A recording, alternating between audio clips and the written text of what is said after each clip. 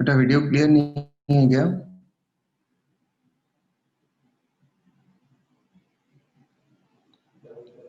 बेटा आवाज आ रही है क्या?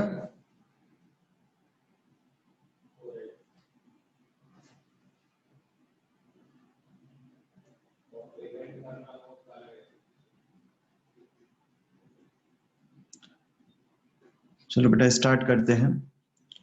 बेटा वीडियो अगर क्लियर नहीं है तो कुछ डेफिनेशंस है जो अपन पढ़ने वाले हैं, है ना? तो वो डेफिनेशंस जिस तरीके से लिखी हुई है उसी तरीके से बेटा याद भी होनी चाहिए, है ना? उनको समझेंगे अपन अच्छे से कि कौन क्या क्या उसका मीनिंग है, किस तरीके से है ना? तो सबसे पहले देखो, मैग्नेटाइजिंग फील्ड बी नॉट। ठीक है, देखो बेटा आज की क्लास में अपन मैग्नेटिज्म जो है उसको अपन खत्म कर लेंगे, है ना? डायमैग्नेटिक, पैरामैग्नेटिक और फेरोमैग्नेटिक सब्सटेंस, है ना, उनकी प्रॉपर्टीज रहती है, कंप्लीटली थ्योरेटिकल है, मतलब न्यूमेरिकल्स उस पे बेस नहीं बनते हैं, है ना? तो अपन उसको उस पोर्शन को कंप्लीट कर लेंगे आज। ठीक है, तो देखो इसके अंदर सबसे फर्स्ट आपके पास जो डेफिनेशन है वो कौन सी है? मैग्नेटाइजिंग फील्ड बी नॉट, है ना? तो सबसे पहले इसको डिस्कस करते हैं। मैग्नेटाइजिंग फील्ड किसको बोलते हैं? बेटा वीडियो ब्लर है क्या?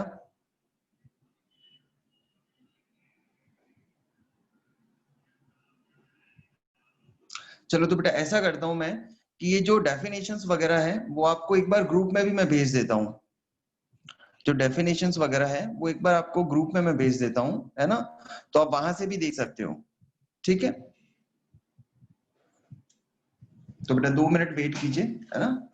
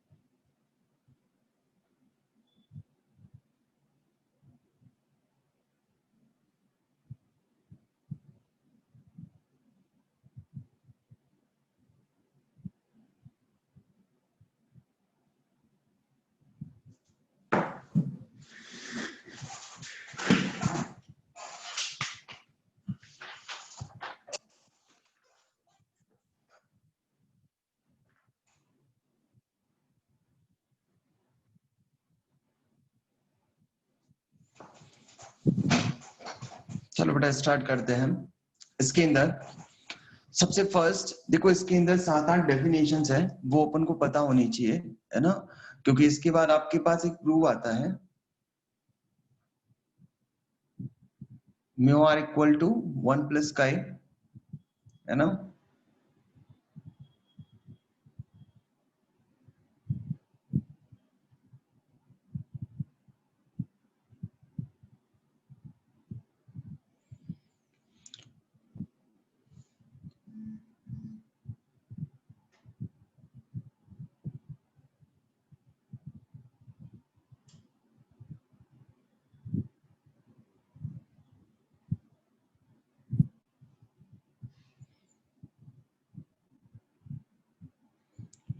चलो बेटा स्टार्ट करते हैं। सबसे फर्स्ट डेफिनेशन, मैग्नेटाइजिंग फील्ड।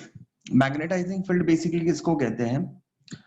जैसे अगर बात की जाए तो अगर कोई भी फील्ड आप वैक्यूम में लगाते हो, कहां पे लगाते हो? वैक्यूम में। जैसे कि अगर बात की जाए कि कोई भी ऑब्जेक्ट है, ठीक है, वो कहीं पे रखा हुआ है, ठीक है, तो उसमें दो तरीके की चीजें होगी। या तो बेटा उसके अंदर प्रॉपर्टी होगी, वो खुद मैग्नेटिक फील्ड, उसका खुद का मैग्नेटिक फील्ड होगा। एक तो उसमें जैसे अगर बात करें आयरन, कोबाल्ट और निकल के अंदर, तो इनका खुद का नेचर कैसे रहता है कि ये खुद एक ऐसे एलिमेंट है जो कि मैग्नेटिक फील्ड प्रोड्यूस कर सकते हैं, ठीक है। तो दो तरीके से मैग्नेटिक फील्ड हो सकता है, या तो उस मटेरियल की खुद की वजह से होगा, या फिर आप एक्सटर्नली क्या लगा रहे हो? मैग्नेटिक फील्ड लगा रहे हो।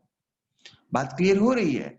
अगर बात करें किसी भी मटेरियल में, तो दो तरीके से मैग्नेटिक फील्ड हो सकता है।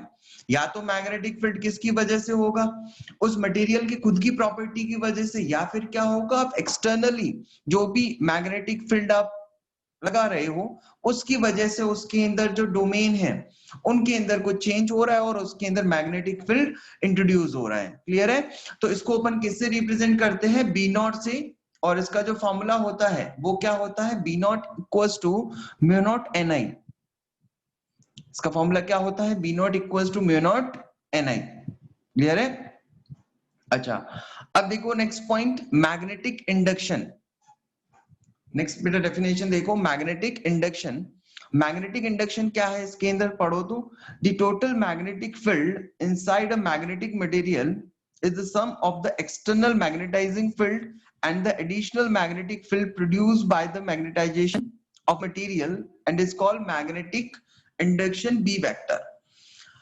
अब देखो जैसा कि अभी अपन ने एक्सप्लेन किया था कि आपके पास दो तरीके की चीजें हो सकती है, या तो मैग्नेटिक फील्ड जो है वो मटेरियल के अंदर खुद की वजह से होगा, या फिर क्या हो सकता है, बाहर से लगाओगे। क्लियर है? तो यहाँ पे जो इसने बताया मैग्नेटिक इंडक्शन, तो इसका मीनिंग क्या हुआ? इसने बात की है टोटल मैग्नेटिक फील्ड की।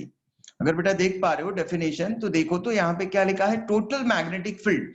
तो अगर कोई भी मटेरियल है उसके अंदर टोटल मैग्नेटिक फील्ड की बात कर रहे हो, इसका मतलब उसके खुद की प्रॉपर्टी की वजह से मैग्नेटिक फील्ड, और एक आप बाहर से लगा रहे हो एक्सटर्नल मैग्नेटिक फील्ड।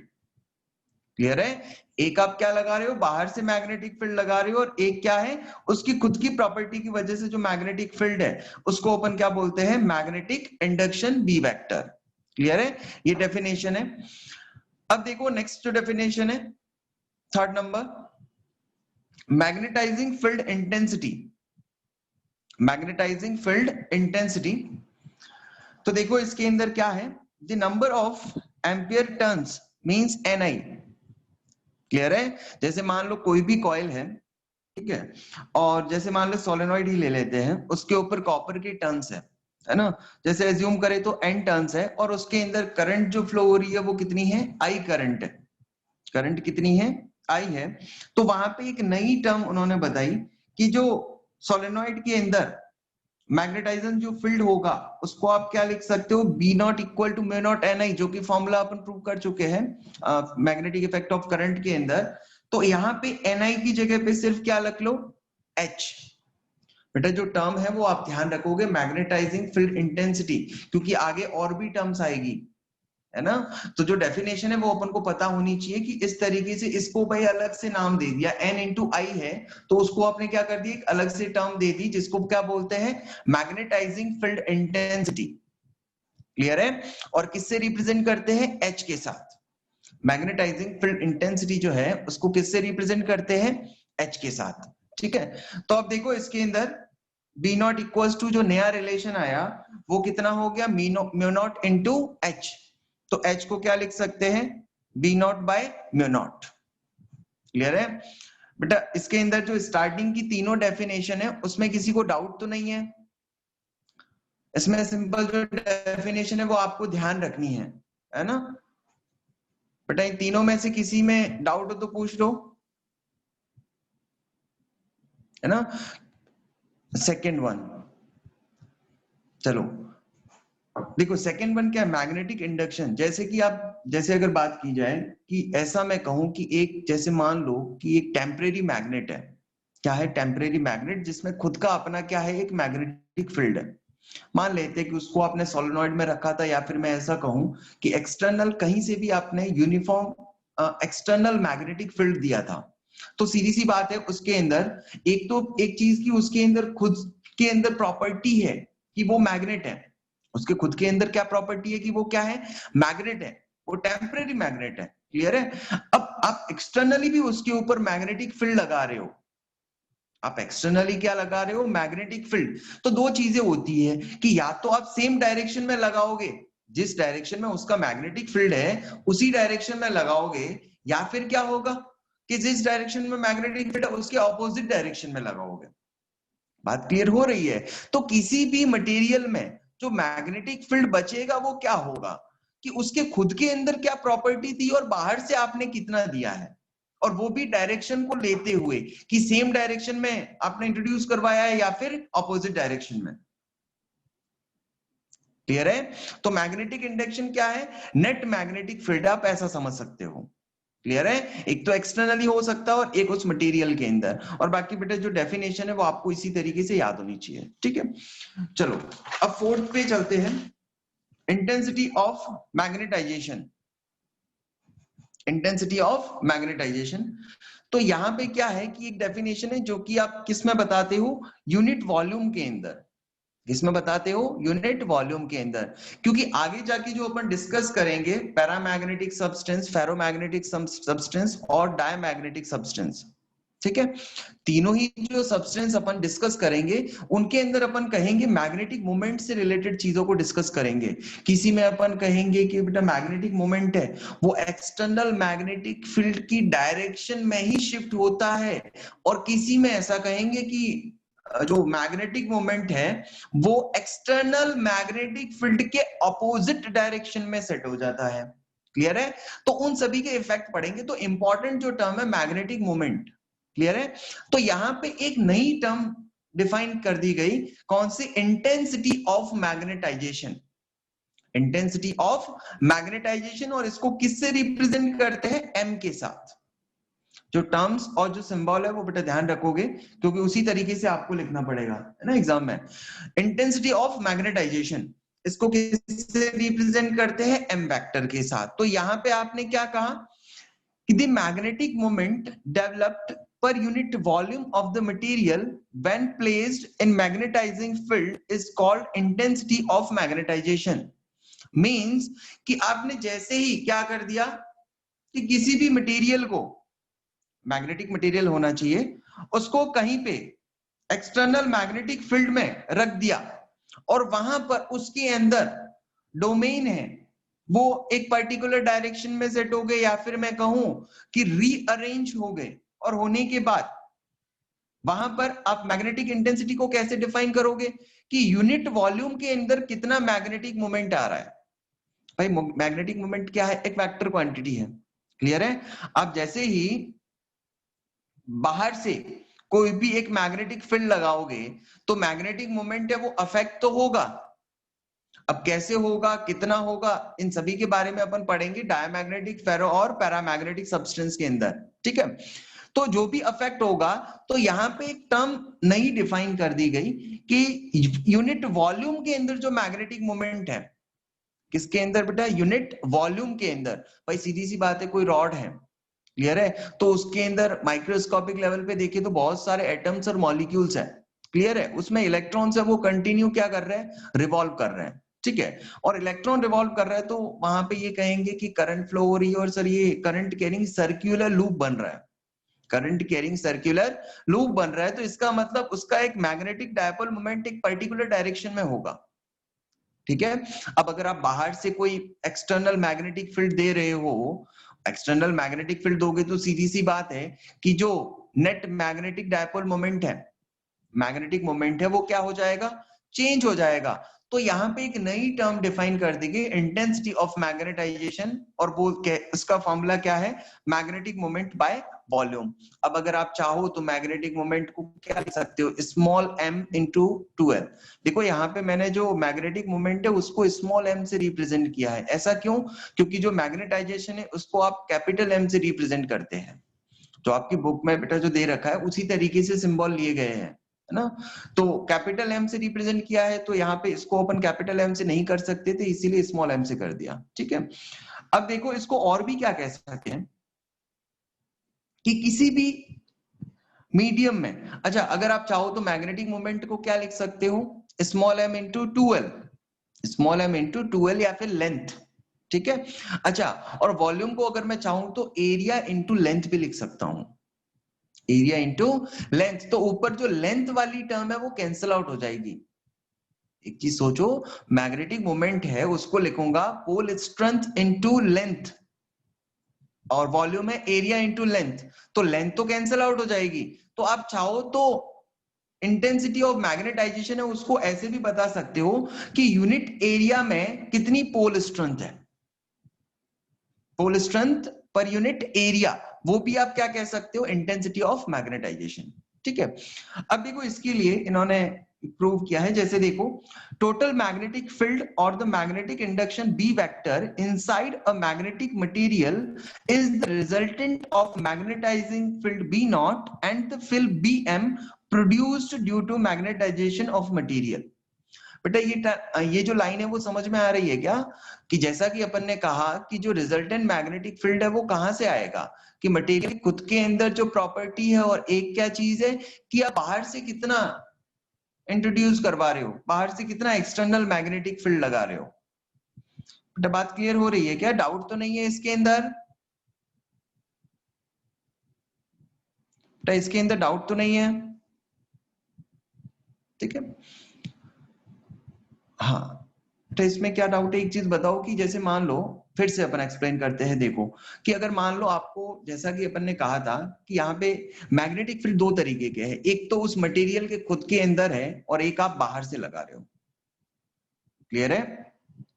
अच्छा, अब एक चीज जैसा कि कहा कि उस मटेरियल के खुद के अंदर जो मैग्नेटिक फील्ड है वो कितना है, बी नॉट, क्या है, बी नॉट, और आप एक्सटर्नली अगर लगा रहे हो बी एम, एक्सटर्नली लगा रहे हो कितना, बी एम, तो उसके अंदर आप क्या कहोगे कि सर नेट मैग्नेटिक फील्ड, ये देखेंगे कि दोनों है तो वेक्टर क्वांटिटी, बट इंपॉर्टेंट ये कि डायरेक्शन क्या है, दोनों को अगर सेम डायरेक्शन में आप लगा रहे हो, मींस पहले से मटेरियल के पास जैसे मान लो डायरेक्शन आ रही थी नॉर्थ डायरेक्शन में, एक चीज इमेजिन करो कि जो आपने मटेरियल रखा था वहां पे नेट मैग्नेटिक मोमेंट जो आ रहा था, मैग्नेटिक फील्ड जो आ रहा था, किसकी वजह से, उसके खुद के डोमेन की वजह से, उसके खुद के एटम्स की वजह से, उसके खुद के मॉलिक्यूल्स की वजह से, वो आ रहा था नॉर्थ डायरेक्शन में। अब आप क्या कर सकते हो भाई, नॉर्थ में भी लगा सकते हो, ईस्ट वेस्ट या फिर साउथ किसी में भी लगा सकते हो, बट यहाँ पे मैं सिचुएशन की बात करूं कि अगर मैं खुद एक्सटर्नली मैग्नेटिक फील्ड को नॉर्थ डायरेक्शन में लगा रहा हूं,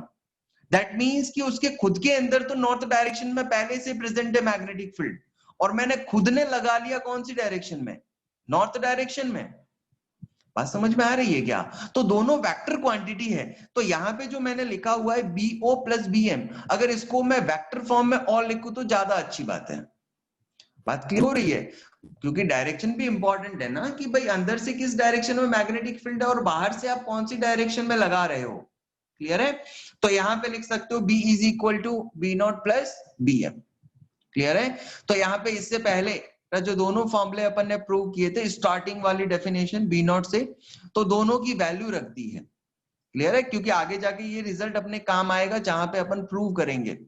ठीक है, तो पहले से ही रख देते हैं mu not H plus mu naught M, clear है? इसको इक्वेशन बना ली।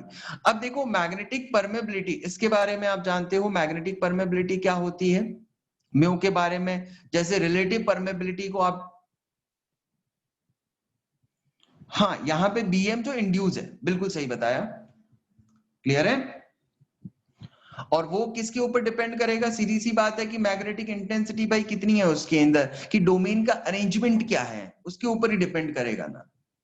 क्लियर है? इंड्यूस होना वो चीज नहीं है कि आप बाहर से लगा कितना रहे हो भाई, ये फैक्टर उस मटेरियल की प्रॉपर्टी के अंदर भी आ जाता है कि यूनिट वॉल्यूम के अंदर कितने डोमेन फ्री हो पा रहे हैं कि पर्टिकुलर डायरेक्शन में अरेंज है।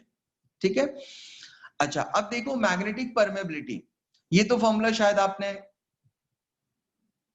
हाँ बिल्कुल सही बताया, जो कहा कि इन दोनों के ऊपर क्या होना चाहिए, बी वेक्टर होना चाहिए। ठीक है, तो अपन ने नॉर्मल लिखा है तो आप समझ सकते हो, क्योंकि वेक्टर क्वांटिटी है मैग्नेटिक फील्ड, तो वैसे भी देखा जा सकता है कि दोनों क्या है, वेक्टर लगाना पड़ेगा। ठीक है, अच्छा अब देखो मैग्नेटिक परमेबिलिटी, मैग्नेटिक परमेबिलिटी देखो तो डेफिनेशन एक बार पढ़ो तो, the magnetic permeability of a material may be defined as the ratio of its magnetic induction B to the magnetic intensity H। ठीक है बेटा, एक डेफिनेशन बता दी गई है ना, जैसा कि डेफिनेशन, जैसे कोई नई टर्म अपन को डिफाइन करनी होती है ना, जैसे मान लो कि वर्क के बारे में पता है और टाइम के बारे में पता है। ठीक है, वर्क के बारे में पता है और टाइम के बारे में पता है, तो इन दोनों का रेशियो लेके अपन ने जैसे एक्स बाय वाई करके एक नई टर्म डिफाइन कर दी, एक नई टर्म क्या कर दी, डिफाइन कर दी। तो सेम चीज यहाँ पे एक नई जो टर्म है मैग्नेटिक परमेबिलिटी, उसके बारे में क्या कहा कि इन दोनों का रेशियो बी बाय एच जो है, B by H magnetic induction और मैग्नेटिक इंटेंसिटी, मैग्नेटिक इंडक्शन और मैग्नेटिक इंटेंसिटी, इन दोनों का बेटा जो रेशियो होगा उसको आपको किससे रिप्रेजेंट करना है, मैग्नेटिक परमेबिलिटी। क्लियर है? जैसे और भी डेफिनेशन होती है तो सेम यहाँ पे एक डेफिनेशन है, एक टर्म है जो अपन को ध्यान रखनी है। ठीक है, चलो अब नेक्स्ट पे चलते हैं। 6 नंबर की डेफिनेशन एक बार देखो तो, इसमें इंपॉर्टेंट यही है और कई बार ये एग्जाम में पूछा भी जाता है, ये थ्योरेटिकल है कंप्लीटली, बट ये जो प्रूव है वो कई बार पूछा जाता है। ठीक है, तो देखो तो यहाँ पे नेक्स्ट है मैग्नेटिक ससेप्टिबिलिटी। अब देखो इसके अंदर रिलेटिव परमेबिलिटी भी एक टर्म थी, रिलेटिव परमेबिलिटी आपने मैग्नेटिज्म में पढ़ी थी ना भाई, मैग्नेटिक इफेक्ट ऑफ करंट में आप जब फॉर्मूला प्रूव करते हो म्यू नॉट बाई 4 पाई, जब कांस्टेंट आता है, जैसे इलेक्ट्रोस्टैटिक में एप्सिलॉन आर होता है ना, इलेक्ट्रोस्टैटिक में एप्सिलॉन आर होता है, यहाँ पे भी म्यू आर लिख सकते हो, है ना, सिंपल फॉर्मूला है। अच्छा तो वो अपने डेफिनेशन लिखी नहीं है क्योंकि उस बारे में समझ सकते हो। अब देखो मैग्नेटिक ससेप्टिबिलिटी साइम, उसको कहते क्या, एक नई टर्म डिफाइन की, define as the ratio of intensity of magnetisation to the magnetic field intensity H. ठीक है, तो बेटा एक चीज तो ये कि जो भी डेफिनेशन यहाँ पे बताई जा रही है वो आपको लर्न होनी चाहिए। क्लियर है? 1 मार्क्स, हाफ मार्क्स किसी में भी पूछी जा सकती है, और जो चीज डिफाइन कर दी उसको उसी तरीके से लिखना होता है ना। अगर एक्सप्लेन करने वाइज हो या फिर समझाने वाइज हो तो आप एक्स्ट्रा लिख सकते हो, बट पर्टिकुलर डेफिनेशन हो तो आपको उसी तरीके से लर्न करना पड़ेगा। ठीक है, अब देखो यहाँ पे अपन ने कहा था इससे पहले जो प्रूव किया था, B is equal to mu not H plus M, तो ये कहा था ना कि आगे जाके काम आएगा, B is equal to mu not H plus M. ठीक है, तो यहां से क्या लिखा जा सकता है, B is equal to mu naught into H. ये जो भी फॉर्मूले है वो आगे अपन ने प्रूव कर रखे हैं। अभी इससे पहले देखो मैग्नेटिक ससेप्टिबिलिटी को, इससे पहले मैग्नेटिक परमेबिलिटी को अपन ने डिफाइन किया था म्यू, कुछ याद है क्या? Mu is equal to B by H, याद करो। देखो यहाँ पे अपन ने सब कुछ प्रूव किया है, mu is equal to B by H. ठीक है, तो B इज इक्वल टू क्या लिख सकते हैं, म्यू इंटू एच। भाई ये वही तो है, इससे ऊपर वाला देखो ये, है ना, तो इन दोनों को इक्वल करने जा रहे हैं, तो देखो तो क्या रिजल्ट आता है, B is equal to mu H के accordingly mu H is equal to क्या हो जाएगा, mu not H plus M, mu not H plus M. अच्छा अब देखो जो अपने पास एक टर्म जिसको मैं अभी कह रहा था कि अपन ने डिफाइन नहीं किया है बट समझ सकते हो, mu by mu naught, mu by mu naught, जिसको रिलेटिव परमेबिलिटी बोलते हैं। क्लियर है? तो यहां से देखो तो एक बार mu H is equal to mu not H plus M, आपने कॉमन ले लिया H को, क्लियर है? H को कॉमन लिया तो क्या टर्म आएगी, H तो कैंसिल आउट हो गया, तो mu is equal to mu naught 1 plus m by H, और m बाई एच को यहाँ पे मैग्नेटिक ससेप्टिबिलिटी डिफाइन किया है, ठीक है? पहले ही अपन ने कहा है कि इंटेंसिटी ऑफ मैग्नेटाइजेशन जो रेशियो होगा किसके साथ, मैग्नेटिक फील्ड इंटेंसिटी H के साथ, ठीक है? तो यहाँ पे m बाई एच को क्या लिख सकते हैं, साई m, और ये कितना हो जाएगा, म्यू बाय म्यू नॉट कितना हो जाएगा, म्यू आर, रिलेटिव परमेबिलिटी, है ना?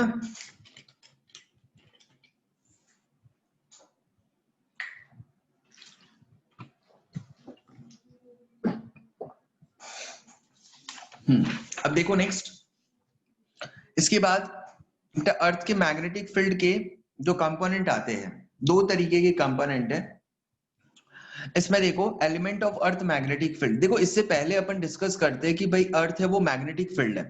पहले ही अपन ने कहा कि अर्थ के चारों तरफ क्या है, मैग्नेटिक फील्ड है ना? तो इसके बारे में देखते हैं कि अर्थ के आसपास अगर मैग्नेटिक फील्ड है तो उसके बारे में अलग अलग थियरीज है वो चलती आ रही है। कुछ लोग ये कहते हैं कि अर्थ के इनर कोर के अंदर क्या है कि बहुत सारे जो मेटल्स हैं, बहुत सारे मेटल्स हैं वो इनर कोर में मिलते हैं लिक्विड फॉर्म में, और सीधी सी बात है कि अर्थ अपनी एक्सिस के अबाउट क्या कर रही है, रोटेट हो रही है ना।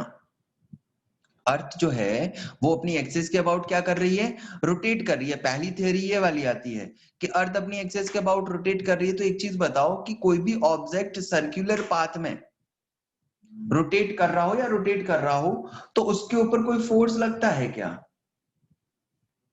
तो बताओ। हाँ, कौन सा फोर्स लगता है अगर सर्कुलर पाथ में मूव करता है, सेंट्रीपिटल फोर्स, सिंपल अगर कहे तो, क्लियर है? अब देखो कि वो फोर्स लग रहा है तो इसका मतलब क्या हुआ कि आपने, क्योंकि यहाँ पे वो नॉर्मल एक ऑब्जेक्ट नहीं है, यहाँ पे क्या है, लिक्विड फॉर्म में मेटल्स मिल रहे हैं। एक चीज को सोचना कि लिक्विड फॉर्म में क्या मिल रहे हैं, मेटल्स। और आपने एक चीज पढ़ी होगी EMI के अंदर, अगर आपने पढ़ा है तो उसके अंदर एडी करंट के बारे में पढ़ते हैं। एडी करंट का बेटा कुछ आइडिया है क्या? एडी करंट का कुछ आइडिया है क्या? नहीं है। तो एडी करंट देखो, जैसा कि अपन समझते हैं कि मान लो कोई भी कंडक्टर है, कोई भी कंडक्टर है, उसको आप कंटिन्यू मैग्नेटिक फील्ड में क्या कर रहे हो, घुमा रहे हो, रोटेट कर रहे हो। जैसे मान लो एक पेंडुलम ले लेते हैं, ठीक है, और अगर उसको मैं फ्रीली बिना मैग्नेटिक फील्ड के ऑसिलेट करवा रहा हूं तो कोई पर्टिकुलर टाइम पीरियड आएगा, जैसे मान लिया t इक्वल टू 2 सेकेंड आ गया, ठीक है। अब मैं क्या करता हूं कि उसको मैग्नेटिक फील्ड के बीच में रखता हूं। उसको कहां रखता हूं, मैग्नेटिक फील्ड के बीच में।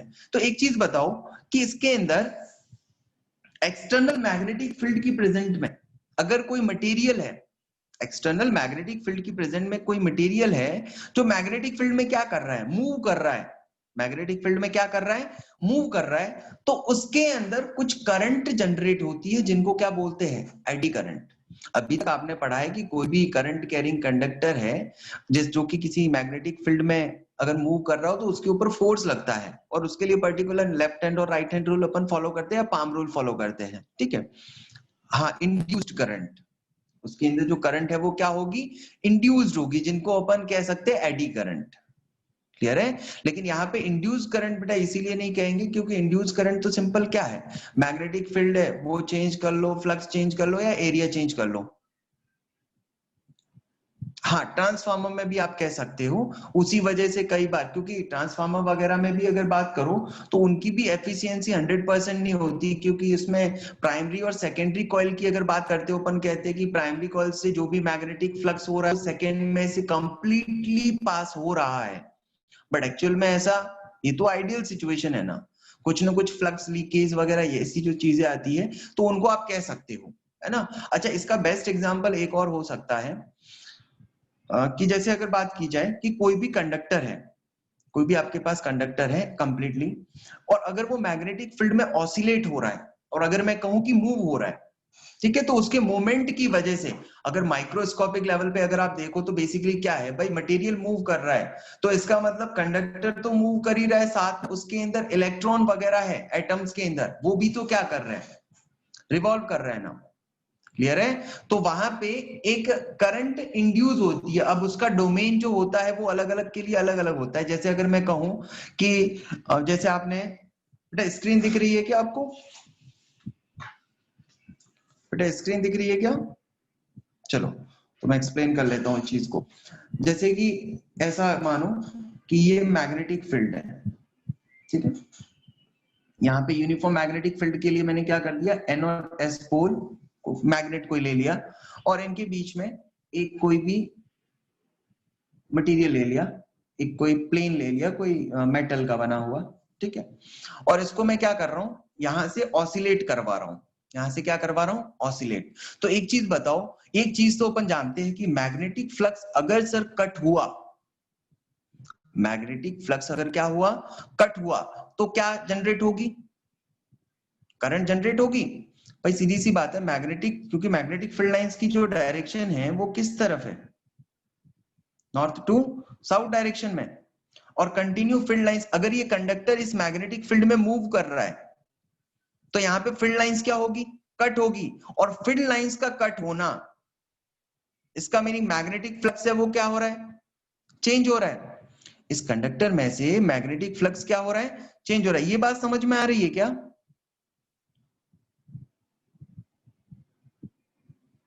है ना? तो मैग्नेटिक फ्लक्स क्या हो रहा है? कंटिन्यू, अच्छा नहीं आ रही।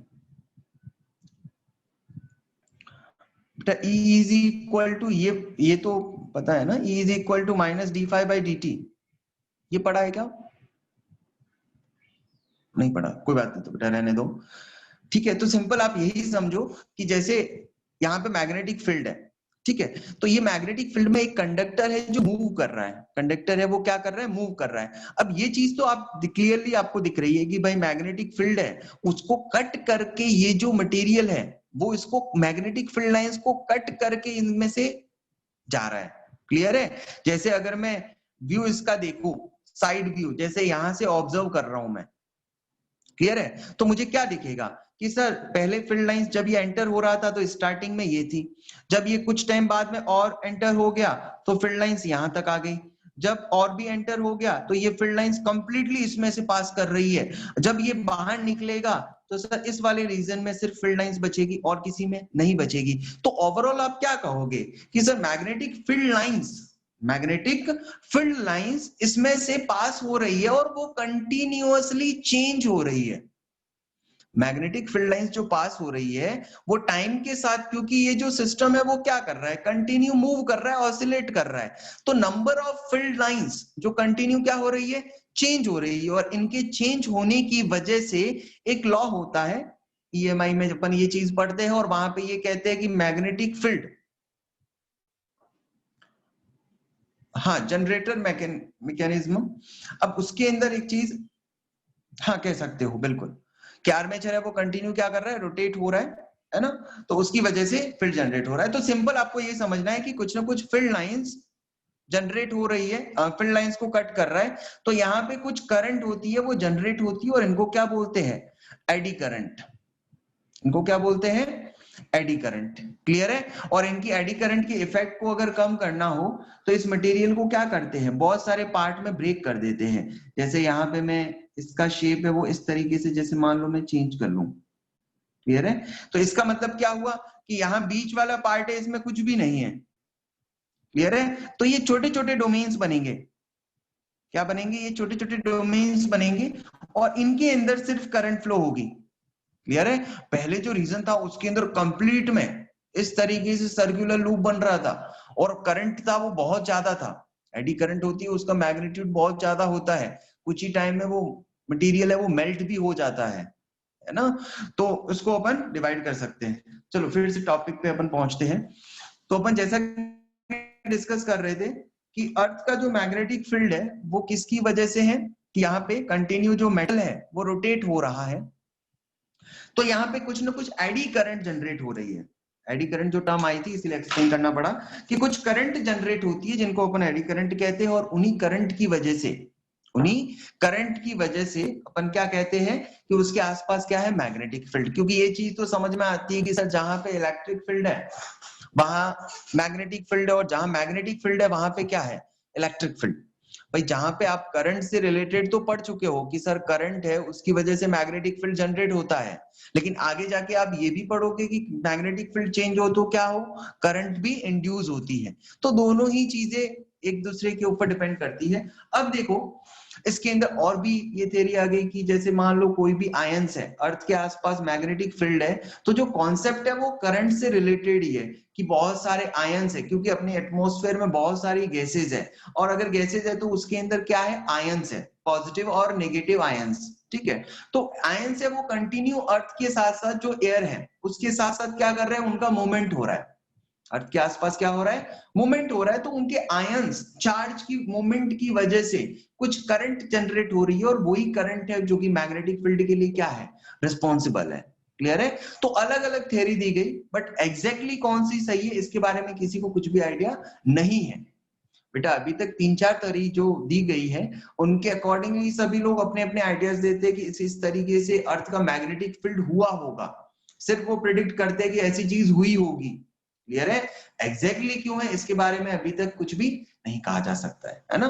चलो अब देखो नेक्स्ट जो है element of earth magnetic field, इसमें दो चीजें आती है, मैग्नेटिक डिक्लिनेशन जिसको अल्फा से रिप्रेजेंट करते हैं, और एक है एंगल ऑफ डी।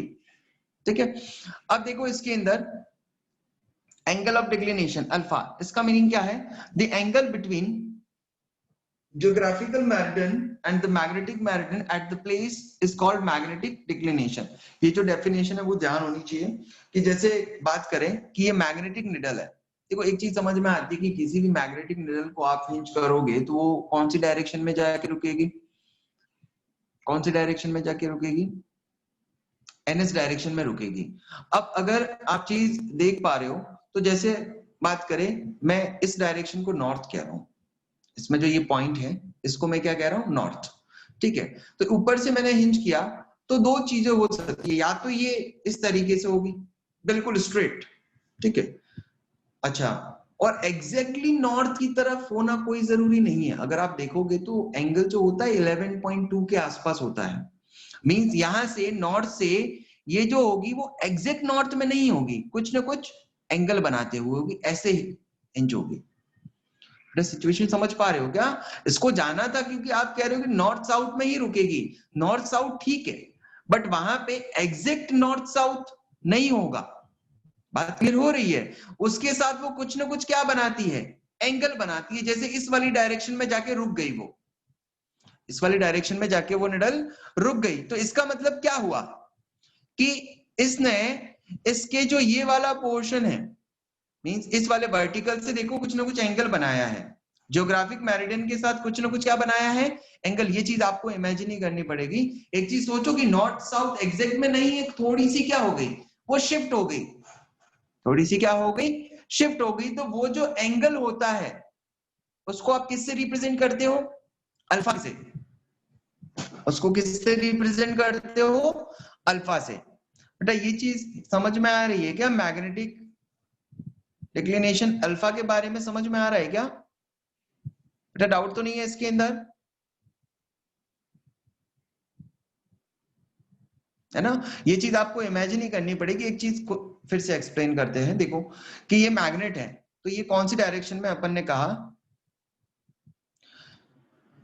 कि ये कौन सी डायरेक्शन में जाके रुक रहा है, नॉर्थ साउथ डायरेक्शन में, नॉर्थ साउथ में, ठीक है। अब ये तो अपन ने कहा है, जो पढ़ा है कि भाई ऑपोजिट पोल है सर, एक दूसरे को अट्रैक्ट करते हैं, तो ये नॉर्थ साउथ में जाके रुकेगा, बट ठीक है। बट यहाँ पे अर्थ की भी अगर बात करें तो अर्थ स्फेरिकल थोड़ी है, वो खुद भी क्या है, उसका भी जो पार्ट है वो ओवल शेप में है ना, और उसके लिए कहते हैं कि 21 किलोमीटर एक्स्ट्रा है। अगर वो पार्ट कट कर दिया जाए तो क्या बन जाए, कंप्लीटली स्फीयर बन जाए। क्लियर है? तो इसका मतलब क्या है कि वो खुद इलिप्टिकल है। तो अलग अलग जगह पे आप देखोगे, जैसे कि ग्रेविटी में अपन देखते हैं कि सर ग्रेविटी जो है वो इक्वेटर पे अलग होती है और पोल्स पे अलग होती है। ये बात समझ में आ रही है क्या? ग्रेविटी जो है वो इक्वेटर पे अलग होती है और पोल्स पे अलग होती है। तो सेम चीज अगर मैग्नेटिक फील्ड में अगर बात करोगे तो एक्चुअल में इसको कौन सी डायरेक्शन में रुकना था, नॉर्थ साउथ डायरेक्शन में। लेकिन एग्जैक्टली क्या सारी जो निडल हर जगह पे आप लगाओगे, हिंज करोगे, तो क्या सभी वो नॉर्थ साउथ डायरेक्शन में जाके ही रुकेगी क्या? कोई जरूरी नहीं है, उनकी डायरेक्शन थोड़ी सी भी चेंज होगी, आप एग्जैक्ट नॉर्थ साउथ नहीं कह सकते हैं भाई, कुछ ना कुछ तो चेंज होगा ना। तो देखो जैसे हॉरिजॉन्टल प्लेन में मैं रोटेट कर रहा हूं, वर्टिकल में नहीं कर रहा हूं, ये चीज आप इमेजिन करना कि इसको मैं कहा हॉरिजॉन्टल प्लेन में, देखो इसी तरीके से मैंने क्या कर दिया, रोटेट कर दिया। तो इसने जो ऊपर से एंगल बनाया, यहां से क्या बनाया, एंगल बनाया हॉरिजॉन्टल के साथ में, क्लियर है, किसके साथ बनाया, हॉरिजॉन्टल के साथ में। तो ये जो एंगल होगा, क्लियर है, अगर आप इस तरीके से समझ सकते हो ज्योग्राफी। अच्छा, किसी ने पूछा था ज्योग्राफिक मेरिडियन क्या होता है, तो जैसे जिस वाली डायरेक्शन में अपने पास नॉर्थ साउथ होते हैं, ज्योग्राफिक मेरिडियन, जैसे अगर बात करें, ये मैंने अर्थ बना ली, ठीक है, मान लो ये अर्थ है NS, ठीक है, तो ये वाला जो रीजन होगा ज्योग्राफिक मेरिडियन, ठीक है। और अगर बात करें मैग्नेटिक मेरिडियन, तो उसके अंदर डोमेन होगा वो किस तरफ होगा, इसके परपेंडिकुलर, ये वाली एक्सिस, ठीक है। और इवन ये कहोगे कि फील्ड लाइंस भी सर एग्जैक्टली ऐसे बाहर नहीं आती है, नॉर्थ पोल भी कुछ थोड़ा सा शिफ्ट होता है, नॉर्थ पोल भी क्या होता है, शिफ्ट होता है, क्लियर है। तो जो डेफिनेशन है वो आप ध्यान रखें, इसी तरीके से आपको लिखना भी है ना। बाकी आपको बता दिया किस तरीके से मैग्नेटिक रेडिएशन होता है और एंगल ऑफ डीप। अब इसको समझते हैं कि जैसे ये जो मैग्नेट है, या तो ये हॉरिजॉन्टल के साथ एंगल बनाएगी या फिर वर्टिकल के साथ। भाई ये जो निडल है वो, जैसे यहाँ पे ये प्लेन था हॉरिजॉन्टल इसका, ठीक है, अब या तो सर ऐसे घूम सकती है ये, या फिर वर्टिकल से घूम सकती है ऐसे। बात क्लियर हो रही है ना। अगर सेंटर पॉइंट से हिंज करोगे तो या तो ये हॉरिजॉन्टल प्लेन में रोटेट हो सकती है या फिर वर्टिकल, भाई दो ही सिचुएशन हो सकती है, क्लियर है भाई। एग्जैक्ट अब नॉर्थ साउथ में नहीं होती है, कुछ ना कुछ शिफ्ट होती है, और एंगल भी इवन 11.3 और प्लेसेस के साथ वो वेरी करता है, ठीक है। तो एक तो अपन ने इसके साथ एंगल बना लिया, और एक एंगल कैसे होगा, इस प्लेन के परपेंडिकुलर, क्लियर है। तो दो तरीके के एंगल होते हैं, एंगल ऑफ डिप और एंगल ऑफ डिक्लिनेशन, है ना। तो ये अपन ने इसको थ्योरेटिकली इन दोनों को समझा। अब आपने एक फॉर्मूला आता है B vector net magnetic field का के पास, जैसे अगर बात की जाए तो पहले तो एक चीज एक बार देख लो, इसमें कोई किसी भी पॉइंट में कोई डाउट तो नहीं है, फिर आगे बढ़ते हैं।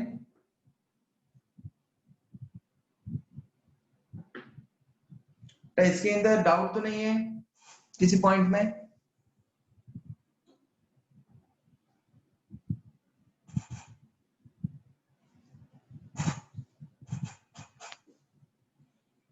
एंगल ऑफ डिप का थोड़ा सा डाउट है बेटा। ये चीज एक्चुअली क्या है कि स्क्रीन अपनी उस तरीके से है, और है ना, तो इस वजह से अगर प्रैक्टिकल अपन देखें तो चीजों को समझ सकते हैं। अब जो भी दिखेगा अपन को 2D वाली चीजें ही दिखेगी, 3D में पेपर पे तो बना ही नहीं सकते ना भाई। मैं एक्सप्लेन कर सकता हूँ बट 3D अपन बना ही नहीं सकते ना, 2D में कैसे बनाएंगे। देखो फिर भी समझने की कोशिश करो कि जैसे इस वाली डायरेक्शन में अपनी मैग्नेटिक निडल होनी चाहिए एक्चुअल में, ठीक है। अब या तो ये एंगल किस तरफ बनाएगी, हॉरिजॉन्टल से ऐसे शिफ्ट होगी, या तो ऐसे शिफ्ट हो सकती है ना, या फिर ऐसे कुछ एंगल बनाएगी, क्लियर है। दो तरीके के ही एंगल बन सकते हैं, या तो इस तरीके से या फिर इस तरीके से, क्लियर है। तो ये वाला जो रीजन जिसको आप चाहो तो अगर परपेंडिकुलर से देखोगे तो ये वर्टिकल सा दिखेगा, ठीक है। तो ये एंगल ऑफ अल्फा जो है ये अल्फा है, और ये वाला जो एंगल है वो कौन सा है, डेल्टा, क्लियर है। तो ये समझने वाइज बनाया है ना। बाकी आप एक बार थोड़ा सोचना इस बारे में। चलो आगे बढ़ते हैं।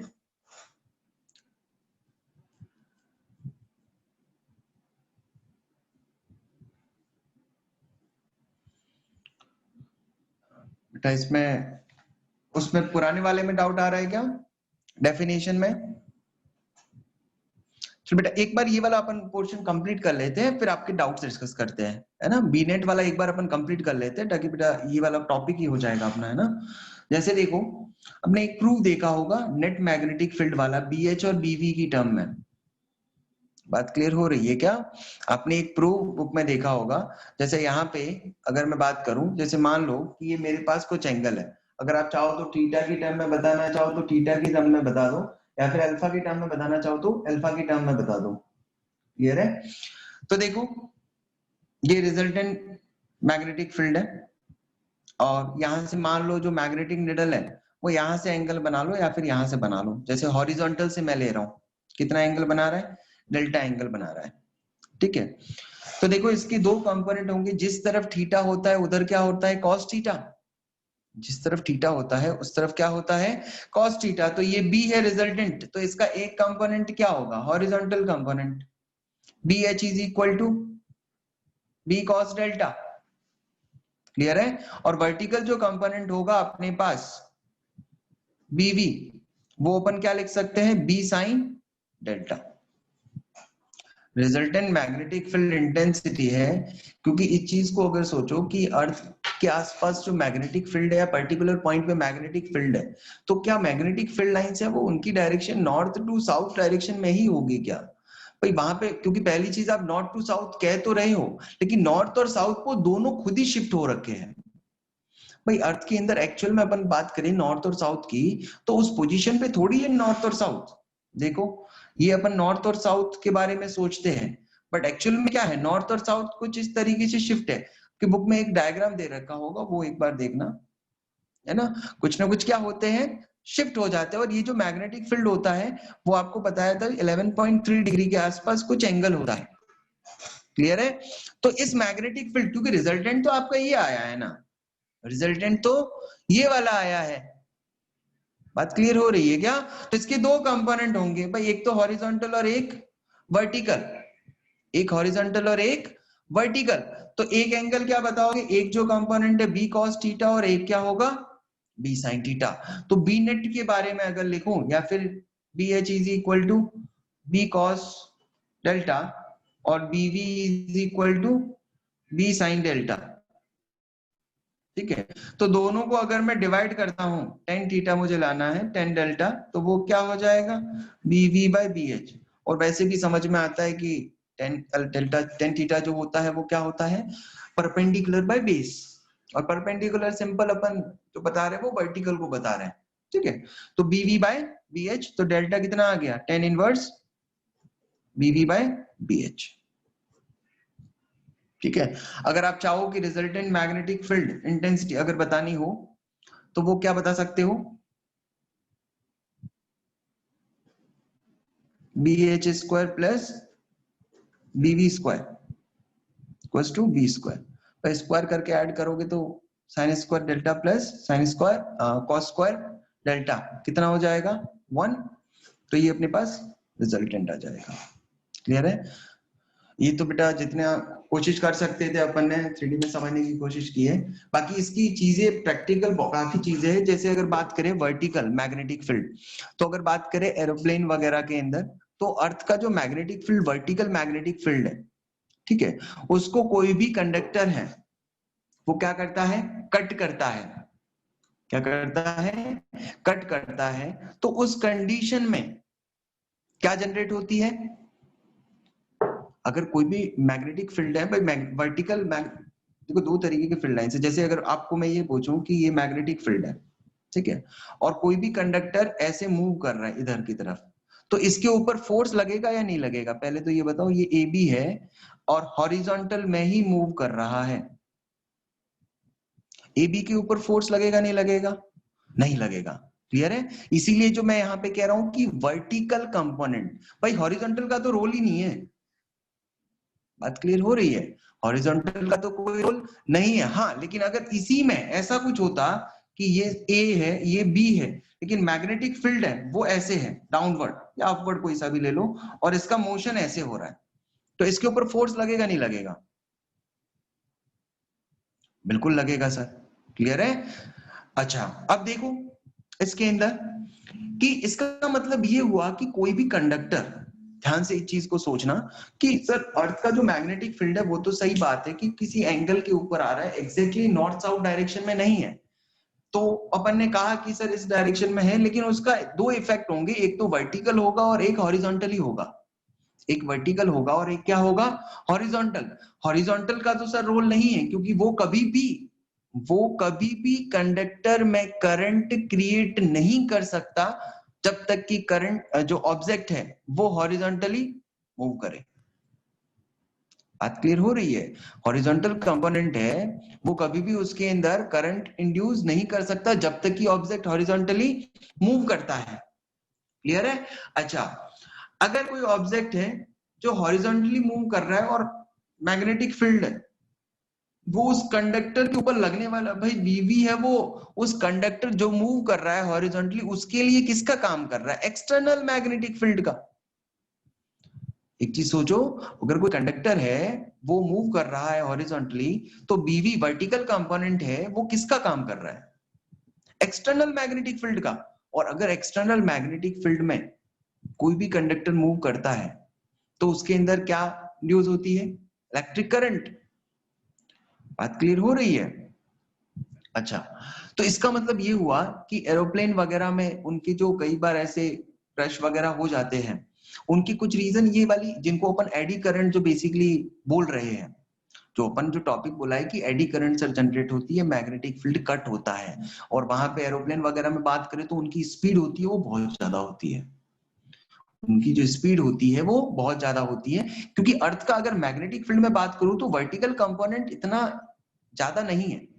वर्टिकल कंपोनेंट आता है 10⁻³ या -4 की रेंज में आता है, इसकी वैल्यू तो कम है, बट अगर बात करें बीवीएल की, किसकी बात करें, मैग्नेटिक फोर्स के बारे में अगर बात करें किसी भी करंट कैरिंग कंडक्टर के लिए, तो इसका मीनिंग क्या हुआ कि उसके ऊपर सिर्फ फोर्स या कुछ ना कुछ करंट इंड्यूस होगी, तो वहां पे उसकी जो स्पीड है वो ज्यादा है। भाई मैग्नेटिक फील्ड अगर कम है लेकिन स्पीड क्या हुई, ज्यादा हुई, तो ऑटोमेटिकली उसके अंदर क्या होगी, करंट इंड्यूस होगी, और हो सकता है स्पीड बहुत ज्यादा हो, तो ये सभी जो करंट है जिसकी वजह से मैग्नेटिक फ्लक्स चेंज हो रहा है, तो एक कंडीशन बात, मैग्नेटिक फ्लक्स के चेंज होने की वजह से, कट होने की वजह से वो एडी करंट जनरेट हो, और एडी करंट की वजह से चीजें हो सकती है। ठीक है, तो ये अपन ने अर्थ के मैग्नेटिक फील्ड के बारे में पढ़ा, फिर जो रिजल्टेंट मैग्नेटिक फील्ड है उसके दो दोनों कंपोनेंट है उनके बारे में पढ़ा, है ना, क्योंकि इस पे बेस्ड काफी क्वेश्चन भी पूछे जाते हैं। क्लियर है? कई बार ऐसे क्वेश्चन गिवन होते हैं, जैसे मान लो कोई भी व्हील है वो मेटल का बना हुआ है ना, ये बहुत सारे स्पोक्स है इसमें, है ना, और ये जो है वो कंटिन्यू, आपने ये चीज देखी भी होगी शायद, है ना, कि इसके अंदर जैसे मान लो कि मैं मैग्नेटिक फील्ड दे दूं अंदर की तरफ, एक चीज सोचो तो, स्पोक्स है, इसके अंदर की तरफ क्या है, मैग्नेटिक फील्ड है। क्लियर है? तो एक चीज बताओ कि यहाँ पे अगर पूछा जाए कि यहाँ पे 4-5 पॉइंट में दे देता हूं, ये ए है, ये बी है, ये सी है, और ये कौन सा है, डी है। बेटा एक चीज बताओ कि ये कंडक्टर है जो मैग्नेटिक फील्ड में क्या कर रहा है, मूव कर रहा है, तो सीधी सी बात है इसमें करंट तो फ्लो होनी चाहिए। क्लियर है ना? तो अगर करंट फ्लो होगी तो यहाँ पे क्या होना चाहिए, भाई करंट तो तभी फ्लो होती है जब क्या हो, कोई बैटरी हो, कोई सेल हो, या फिर अगर मैं एक टर्म कहूं तो पोटेंशियल डिफरेंस हो। करंट तभी फ्लो होगी जब पोटेंशियल डिफरेंस होगा। तो अगर इसमें पर्टिकुलर जैसे कोई भी व्हील है वो चल रहा है और मेटल का है, कंटिन्यू आगे की डायरेक्शन में बोल दो, रोटेट हो रहा है और आगे भी जा रहा है, और मैग्नेटिक फील्ड अंदर की तरफ रखा हुआ है, तो इनमें जो ये पॉइंट्स हैं, क्लियर है, तो इनके बारे में अगर कोई भी पूछा जो कि भाई कौन सा पॉइंट है वो हायर पोटेंशियल पे होगा और उसका पोटेंशियल कितना होगा, पहली चीज कि कौन सा पॉइंट हायर पोटेंशियल पे होगा, दूसरी चीज कि हायर पोटेंशियल पे होगा भी तो उसका पोटेंशियल कितना होगा, दूसरी चीज। क्लियर है? या फिर किन्हीं भी पेरिफेरी पे, यहाँ पे किसी भी पॉइंट के बीच में पोटेंशियल डिफरेंस पूछे, तो ऐसी चीजें भी क्वेश्चन में पूछी जा सकती है। क्लियर है? चल बेटा, ये अपन ने मेनली इसका पार्ट कवर किया है, अर्थ के मैग्नेटिक फील्ड का, और जो डेफिनेशन का पार्ट था वो अपन ने कंप्लीट किया है। ठीक है, अब नेक्स्ट जो क्लास है उसके अंदर अपन फटाफट जो डायमैग्नेटिक, बेटा एक चीज बताओ, डायमैग्नेटिक, फेरोमैग्नेटिक और पैरामैग्नेटिक सब्सटेंस के आपने केमिस्ट्री में पढ़े हैं क्या? डायमैग्नेटिक उनके अंदर डोमेन थ्योरी पढ़ी है क्या, कि एक डायरेक्शन में अरेंज हो जाते हैं फिर ऑपोजिट डायरेक्शन में? ठीक है, तो एक बार अपन ऐसा करेंगे नेक्स्ट क्लास में 15 to 20 मिनट्स जो है उसको डायमैग्नेटिक, फेरोमैग्नेटिक और उनको पढ़ लेंगे, जिससे कि एक बार ये टॉपिक अपना कंप्लीट हो, क्योंकि एक और टॉपिक करवाना है आपको, dual nature of radiation and matter, है ना, फोटो इलेक्ट्रिक इफेक्ट। ठीक है, और टाइम भी आपके एग्जाम तो 14 से है ना, तो अपनी जो भी 2-3 क्लासेस आएंगी, 3-4 क्लासेस, तो उसमें कंप्लीट करना है ना। चलो बेटा, तो इसको फटाफट अपन करेंगे। यहाँ तक ये जो अपन ने पढ़ा है डेफिनेशन, उसको एक बार अच्छे से आप देखना, थ्योरेटिकल भी देखना, है ना, और कोई डाउट है तो अपन नेक्स्ट क्लास में डिस्कस करेंगे। ठीक, ओके बेटा, थैंक यू।